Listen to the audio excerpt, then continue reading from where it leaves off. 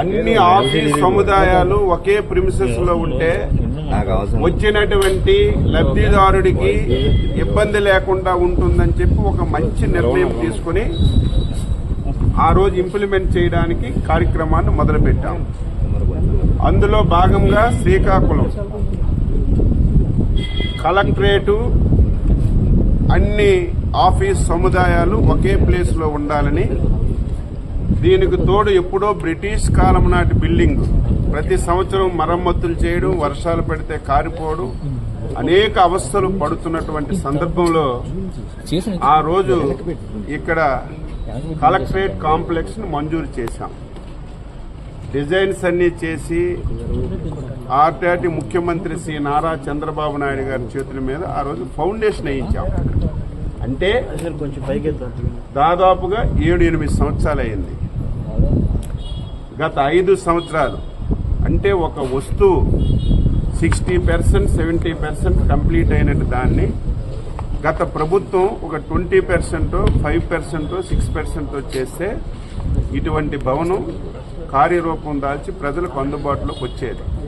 కానీ గత 5 సంవత్సరాలు ఇటువంటి దాని మీద ఎక్కడ దృష్టి పెట్టకపోవడం వల్ల ఈరోజు ఈ పరిస్థితి కొత్తగా ప్రభుత్వం వచ్చింది. అందులో అదృష్టం ఏమిటంటే ఏ వ్యక్తి ఈ భవనానికి శంకుస్థాపన చేశారో ఆ వ్యక్తే ప్రారంభోత్సవం చేయాలని రాసి పెట్టుంది. కాబట్టి గత ప్రభుత్వంలో పెద్దలకి ఆ ఆలోచన రాలేదు.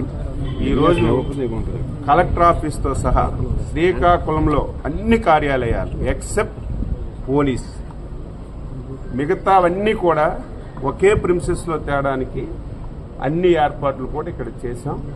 అందులో ఒక సుందరమైనటువంటి ప్లేస్ నాగావళి నది ఒడ్డున ఆహ్లాదకరమైనటువంటి వాతావరణంలో ఈ భవనం కట్టాం.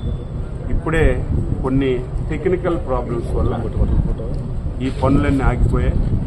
ఉదయమే కాంట్రాక్టర్తో మాట్లాడాం, ఇప్పుడే అధికారులతో మాట్లాడాం.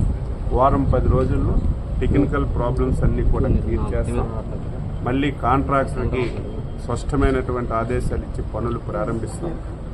1 month, 1.5 monthలో మొత్తం ఏవైతే 5%, 10% ఉన్నాయో అవన్నీ కంప్లీట్ చేసి రేపు కొత్త సంవత్సరం నాటికి ఈ భవనాన్ని గౌరవ ముఖ్యమంత్రి శ్రీ నారా చంద్రబాబు నాయుడు చేతుల మీదుగా ప్రారంభించి దీన్ని ప్రజలకి అంకితం చేస్తామని చెప్పి ఈ సందర్భంగా తెలియజేస్తున్నాను.